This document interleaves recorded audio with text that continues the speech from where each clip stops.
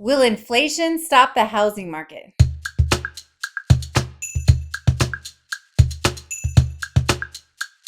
Hi, I'm Amber Coleman with Guild Mortgage, and I have been helping clients for 20 years with their mortgages in Las Vegas, and I'm actually licensed in many other states as well. Let's talk about inflation for a second and what it's doing to our housing market.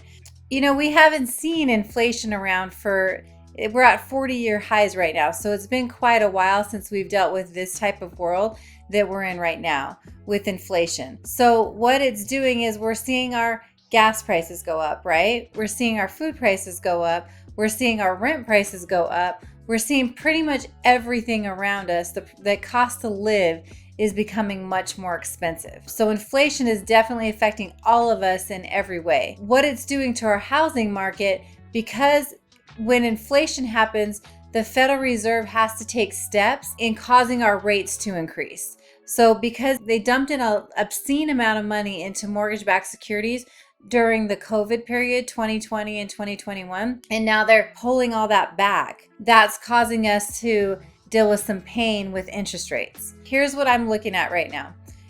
During COVID, our inventory in Las Vegas alone got to be to where it was like a week's worth of inventory. It got to a crazy low level. It was definitely most of the time under a month's worth of inventory. We're not in a healthy market until we're closer to like 6 months worth of inventory. Right now, we're a little bit over 2 months. That changed really quickly. Right when the rates started getting towards 5%, I saw people really pulling back because their payments were going to be a lot more expensive. And then once it started getting closer to 6%, I saw a little bit more of a pullback, but there's still many people buying houses. So the good houses that are out there are selling really quickly. And right now we're at a level of housing where we can start getting concessions back from the sellers, which honestly I think is a beautiful thing. What I'm always trying to say is marry the house, date the rate. So inflation's going to affect the rate, right? Once inflation starts going back down, we're going to see our rates starting to go back down too.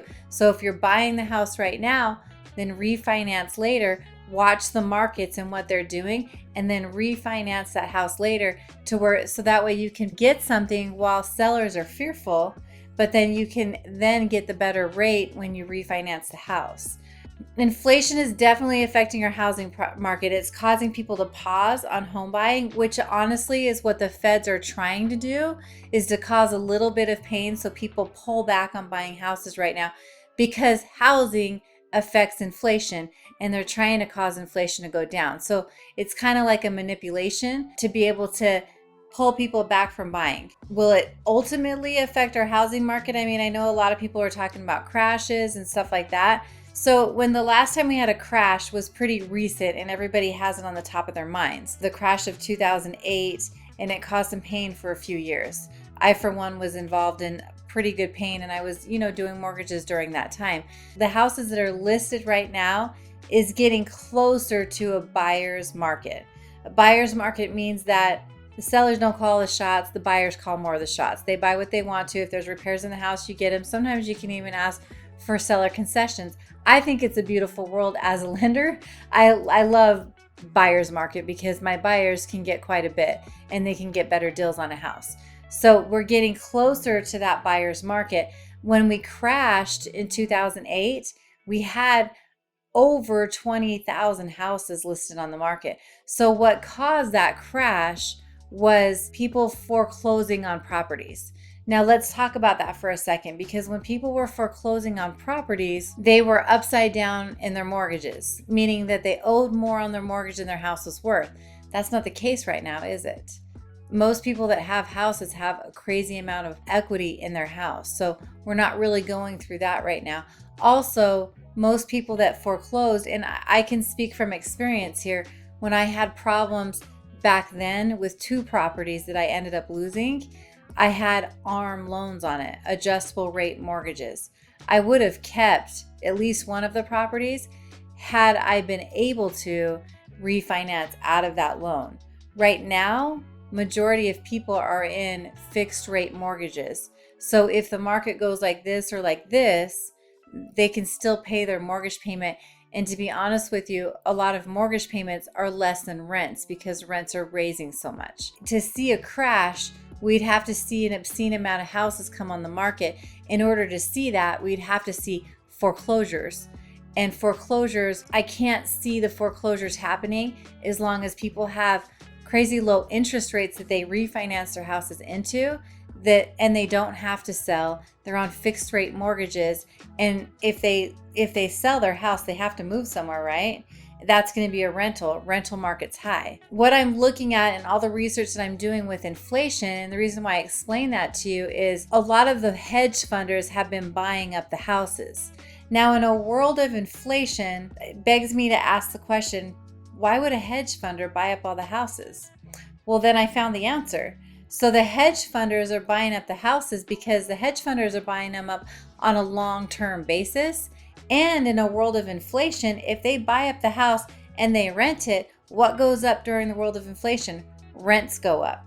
So if rents are going up, then they're making a lot of money on their money. They're probably making more off that rental property than they would be in the stock market, especially if you're looking at a long period of time.